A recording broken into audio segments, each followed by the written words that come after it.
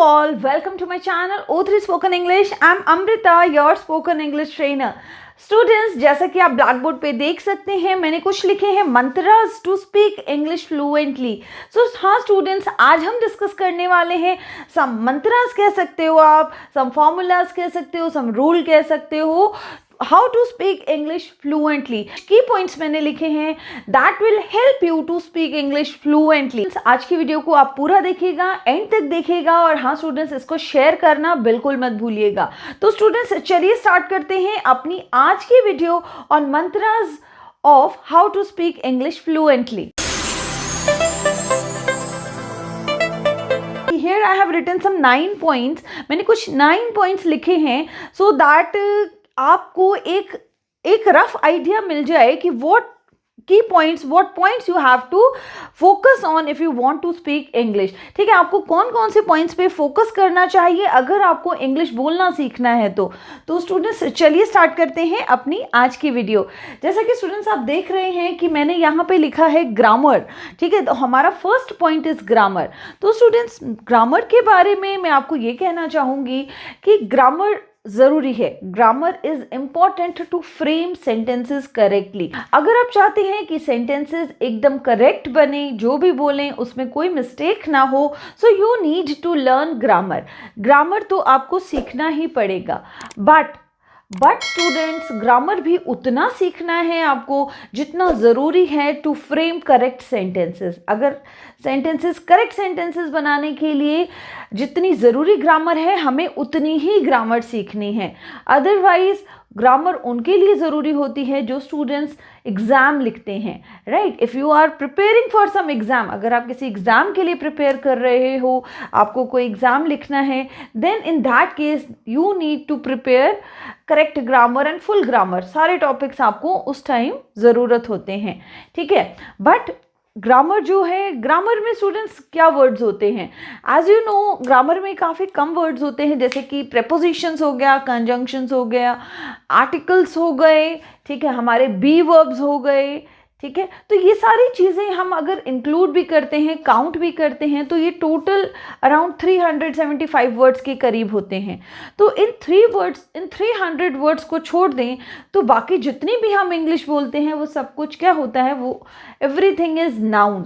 Right, तो students, grammar जो है आप सीखिए ज़रूर, बट उतना ही जितना कि हमारे करेक्ट सेंटेंसेस फ्रेम करने के लिए ज़रूरी होती है. ठीक है, तो अब हम बात करते हैं वोकैबुलरी की. ठीक है, वोकैबुलरी जो है इज़ वेरी इंपॉर्टेंट. ठीक है, हमें अगर इंग्लिश फ्लुएंटली बोलना है तो वोकैबुलरी इज़ मस्ट. ठीक है, जैसे स्टूडेंट्स, एक दो एग्जांपल्स देती हूँ मैं. अगर हमें बोलना हो कि ज़िद, ठीक है, कोई ज़िद करता है या आप ज़िद मत करो, तो व्हाट वी विल से, हमें क्या बोलना चाहिए? ठीक है, आप मुझे बताओ हम क्या बोलेंगे. फर्स्ट टाइम में हमारे दिमाग में कोई वर्ड नहीं आएगी. ठीक है, कोई वर्ड नहीं आएगा, बट मैं आपको बताती हूँ. फॉर जिद वी यूज़ इंसिस्ट. ठीक है, इंसिस्ट हम बोलते हैं जिद को. ठीक है, कि जिद मत करो, डोंट इंसिस्ट. राइट, अगर हमने बोला हो धूमधाम से, तो हम क्या वर्ड बोलेंगे, हमें समझ नहीं आएगा. We will say pomp and show.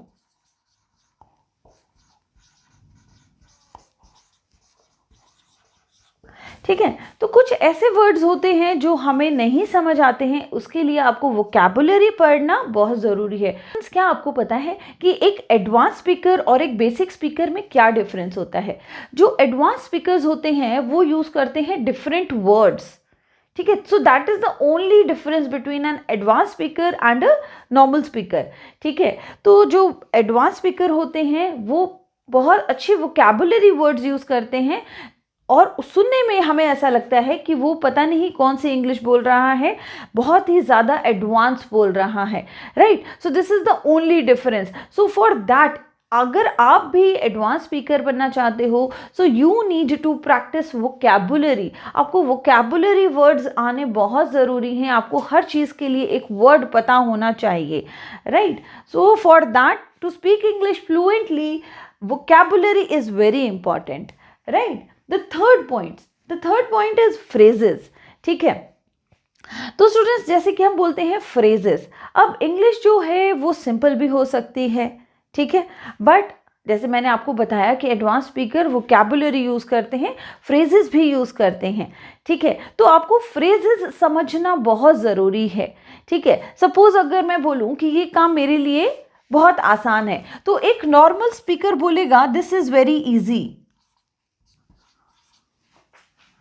This is an easy job, let's say an easy job, easy job बोल देगा, वर्क बोल देगा, राइट। बट एक एडवांस स्पीकर इसको कैसे बोलेगा? एक एडवांस स्पीकर इसको बोलेगा it's a piece of cake, it's a piece of cake for me. You got it students? अब यहाँ पे क्या हुआ, एक नॉर्मल स्पीकर जो है वो बोल रहा है this is an easy job, ठीक है, ये एक आसान काम है या वर्क है, जॉब बोलेगा, वर्क बोलेगा, ठीक है। बट एक एडवांस स्पीकर इसको कैसे बोलेगा? It's a piece of cake for me, ये मेरे लिए एक पीस ऑफ केक है। तो यहाँ पे स्टूडेंट्स हमें समझ आता है कि what is the difference between a normal speaker and N advance speaker, ठीक है। एडवांस स्पीकर जो है वो एक फ्रेज में उसने बोल दिया है सेम चीज़ को, ठीक है। तो फ्रेजेस स्टूडेंट्स पढ़ना बहुत ज़रूरी है if you want to be fluent, if you want to be advance speaker, ठीक है, if you want to be an advance speaker. एक और चीज़ स्टूडेंट्स मैं आपको बताती हूँ, लाइक इफ़ आई से, तो स्टूडेंट्स क्या आपको इसका मीनिंग पता है? If I say once in a blue moon,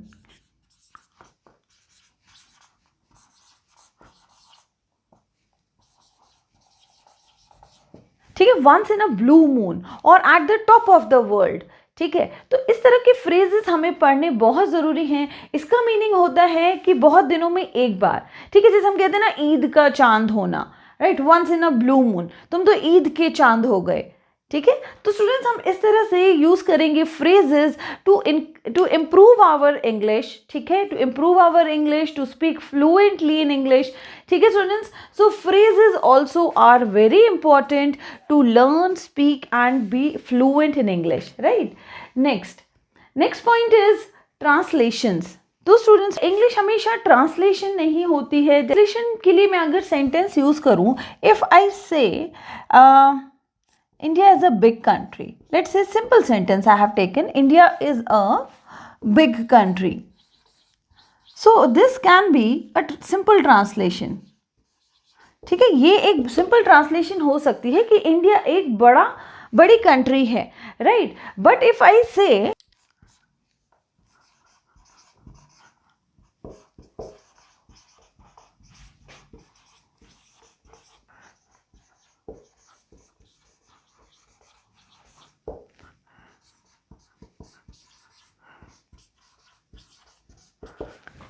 I won't have to do anything with that. If I say like this, तो स्टूडेंट्स क्या आप मुझे बता सकते हैं इसका हिंदी मीनिंग क्या हुआ? ठीक है, इसका क्या मीनिंग हो सकता है इन हिंदी? आपको कमेंट बॉक्स में आज मुझे शेयर करके बताना है students. So this is a different type of translation, ये वर्ड टू वर्ड ट्रांसलेशन नहीं है, ठीक है। तो आपको मुझे बताना है कि इसको हम हिंदी में कैसे कहेंगे, राइट स्टूडेंट्स। तो स्टूडेंट्स अब हम बात करते हैं, तो स्टूडेंट्स जैसा कि मैंने आपको कहा कि English is not all about translations होता है और ट्रांसलेशंस नहीं भी होता है, वर्ड टू वर्ड ट्रांसलेशन नहीं भी होता है। तो आपको ध्यान रखना है कि आप इंग्लिश को एज अ ट्रांसलेशन नहीं लेंगे, ठीक है students, right. So next is reading and listening. When I say reading and listening, English जो है students, if you want to speak English, reading and listening is equally important as speaking, ठीक है। Reading और listening ये दोनों ही चीज़ें equally important हैं फॉर स्पीकिंग। अगर आपको इंग्लिश फ्लुएंटली बोलना है तो आपको रीडिंग भी करना होगा एंड लिसनिंग भी करना होगा, राइट। तो ये दोनों ही चीज़ें इम्पॉर्टेंट हैं, इक्वली इम्पॉर्टेंट है to speak English fluently, right. That is just for our brains, वो हमारे ब्रेन्स के लिए हैं, क्योंकि स्टूडेंट्स हम इससे क्या लेते हैं, इनपुट लेते हैं, राइट। हम इससे इनपुट लेते हैं, जब हम कुछ चीज़ें पढ़ते हैं तो हमें काफ़ी सारी चीज़ें क्लियर होती हैं, ठीक है, हमें काफ़ी सारे स्ट्रक्चर्स क्लियर हो जाते हैं। तो उस तरह से रीडिंग एंड लिसनिंग, सुनना, ठीक है। For listening I will always advise you keep your senses on, ठीक है, अपनी सेंसेस हमेशा चालू रखिए, अपनी सेंसेस को हमेशा रेडी रखिए चीज़ों को लेने के लिए, ठीक है। अपने ईयर्स हमेशा ओपन रखिए to hear, to listen things, ठीक है। जो भी आपके आसपास चीज़ें हो रही हैं उनको आप ऑब्जर्व करिए, ज़्यादा से ज़्यादा ऑब्जर्व करिए। अगर कोई आपके सामने इंग्लिश बोल रहा है तो try to observe and then imitate also, उसको कॉपी करिए, उसको बोलिए, ठीक है। So like this, reading and listening are very important for us to speak English. Now next is practice speaking. Okay, speaking practice करने के लिए what you have to do, if you really want to practice English, there you need someone. वहाँ आपको कोई ज़रूरत है, आपको किसी की जिसके साथ आप बोल पाएँ, ठीक है, एंड विदाउट हेजिटेशन बोल पाएँ, जिससे आपको कोई डर ना हो, राइट। तो for speaking practice you need a person, आपको कोई ना कोई एक ऐसा आदमी चाहिए जो आपको करेक्ट करे, ठीक है, जो आपकी गलतियां सुधारे, and there you need to listen carefully also, आपको ध्यान से सुनना है कि सामने वाला पर्सन आपके साथ किस तरह से बात कर रहा है, और उसी तरह से आपको रिपीट करने हैं आंसर्स, ठीक है, आंसर्स देने हैं। तो रीडिंग एंड लिसनिंग के साथ स्पीकिंग की भी practice is very important, right. You can also practice individually but loudly, ठीक है, आप लाउडली बोल के उसको प्रैक्टिस कर सकते हो। Suppose you have something in your hand, उसको पढ़ रहे हो, उसको लाउडली बोलो, उस बुक को एक सेंटेंस याद करो, 2 सेंटेंसेस याद करो और उसको लाउडली बोल के देखो, ठीक है students. And for that you have to think about it, एक बार सोचना भी पड़ेगा आपको, राइट। सो प्रैक्टिस स्पीकिंग, ठीक है। Next is sentence structures. Now students, हमने हमेशा पढ़ा है कि सेंटेंस स्ट्रक्चर्स क्या होते हैं। इफ आई से simple sentence structure is subject plus verb plus object, ठीक है। तो ये सबसे बेसिक और सबसे सिंपल सेंटेंस स्ट्रक्चर है। इसके ऊपर आप बहुत सारे सेंटेंसेस बनाइए, ठीक है। आपने कोई भी subject, you know what are the subjects, subject में आते हैं I, we, you, he, she, it, they, ठीक है, और एनी नेम, यहाँ पे कोई नेम भी आ सकता है, ठीक है। तो नाउन या प्रोनाउन आएगा सब्जेक्ट में, ठीक है। तो आप क्या करोगे स्टूडेंट्स, उसके साथ आपको वर्ब्स ऐड करने हैं। सबसे पहले आप बेसिक स्ट्रक्चर आप समझिए और इसको बोलने की प्रैक्टिस करिए, ठीक है। तो बेसिक वर्ब्स क्या क्या होते हैं, be verb, all the be verbs, all the be verbs के साथ आपको ये सेंटेंसेस बना के देखने हैं और कोशिश करनी है उनके अंदर कोई ऑब्जेक्ट ऐड करने की, ठीक है। तो 1-2 चीज़ें मैं आपको यहाँ पे बताती हूँ स्टूडेंट्स कि आप ये स्ट्रक्चर्स पे सेंटेंसेस कैसे बना सकते हो। तो हमारा ये स्ट्रक्चर है जो सिंपलेस्ट स्ट्रक्चर है। लेट्स से मैंने आई ले लिया, ठीक है, एंड बी वर्ब्स में से मैं आई के साथ हम एम लेते हैं, तो आई एम, और ऑब्जेक्ट यहाँ पे लेना है, we have to take any object. I am a girl, let's say I am a girl, मैंने ये बोल दिया, ठीक है। तो इस तरह से मैंने एक सेंटेंस बना लिया, आई एम अ गर्ल, और इसका क्या मीनिंग है, मैं एक लड़की हूँ, राइट। तो इस तरह से हमें और भी सब्जेक्ट्स लेके और भी बी वर्ब लेके, is, am, are, was, were, has, have, had, ठीक है, बी, इस तरह से हमें अलग अलग वर्ब्स लेके यहाँ पे हमें बी वर्ब प्लस और भी वर्ब्स आप ले सकते हो, ठीक है, ऑल द एक्शन वर्ब्स, ठीक है, आप ले सकते हो, and you can make many sentences. Let's एक और सेंटेंस बनाते हैं, he plays cricket, he plays cricket, वो क्रिकेट खेलता है। तो एक और सेंटेंस हमारा बन गया। So here you have to practice with this structure, the simplest structure of English. You have to practice many simple sentences, ठीक है। Once you will start making sentences, अगर आपका बी वर्ब का कंसेप्ट क्लियर हो जाता है, is, am, are कहाँ लगना है, वॉज, वर कैसे लगना है, तो स्टूडेंट्स आप बहुत ईजिली सिंपल सेंटेंसेस बनाने लग जाओगे। नेक्स्ट वीडियो में मैं आपको सिखाऊंगी कि how to make sentences with different structures. ठीक है, यहाँ पे मैंने अभी थोड़ा सिंपल रखा है। Here we are going to talk only about the mantras, the key points of speaking English fluently. ठीक है, so I am not going in detail. So if you want me to make more videos on how to frame correct sentences, comment section में आप comment करके मुझे बताइए, so that I can make more videos on how to make sentences correctly. ठीक है, next point हम discuss करते हैं कॉन्ट्रैक्शंस। ठीक है स्टूडेंट्स, यहाँ पे मैं आपको कुछ बताना चाहती हूँ कि हम जैसे बोलते हैं आई एम, जैसे मैंने बोला आई एम, ठीक है, फ्लुएंटली बोलने के लिए we will contract the word, we'll से एम। ठीक है, वील से आई एम। ठीक है, आई एम। ठीक है, I am Amrita. Okay, I'm a girl. Like this we can say. So these are the contraction. Will not के लिए this is the word where we will use and after contracting it we will say won't. हम इसको won't बोल देते हैं। ठीक है, तो इस तरह की कॉन्ट्रैक्शंस हम यूज़ करते हैं वाइल स्पीकिंग। तो स्टूडेंट्स, ऐसी कॉन्ट्रैक्शन हमें हेल्प करती हैं फ्लुएंटली बोलने में। ठीक है students, are you getting me? कि अगर हमें फ्लुएंट बोलना है तो हमें कॉन्ट्रैक्शंस यूज़ करनी पड़ती हैं। ठीक है, नाउ द नेक्स्ट और the last point for today is tenses. ठीक है, जैसे मैंने आपको बताया कि tenses are very important if you want to speak correctly. अगर आपको सेंटेंसेस करेक्ट बनाने हैं तो आपको टेंसेस की नॉलेज होना भी बहुत ज़रूरी है। एंड हियर जस्ट मैं आपको इतना ही बताऊंगी कि टेंसेस कितने टाइप्स के होते हैं।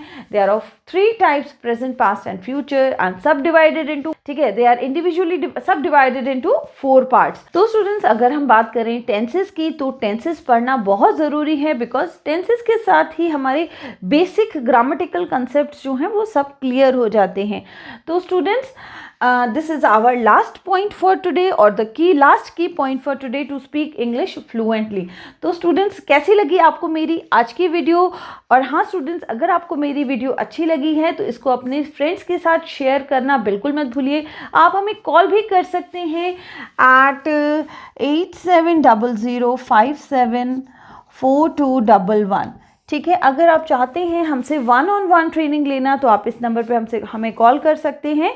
और स्टूडेंट्स, यहाँ पे ये सारे की पॉइंट्स आप नोट कर लीजिए। इन पॉइंट्स पे अगर आप वर्क करना स्टार्ट करते हैं, ठीक है, 1 by 1 if you will start working on all these 9 points, so that will be very very helpful to you to speak English fluently. Students, कैसी लगी आपको मेरी आज की वीडियो? प्लीज़ कमेंट करके मुझे ज़रूर बताइएगा, सो दैट मैं आपके लिए और भी अच्छी वीडियोज़ ला सकूँ। जो भी चीज़ें आपको नहीं समझ आती हैं मैं उसी पे वीडियोज़ बनाऊँगी फॉर यू। तो students, thanks for watching. Have a nice day. Bye-bye.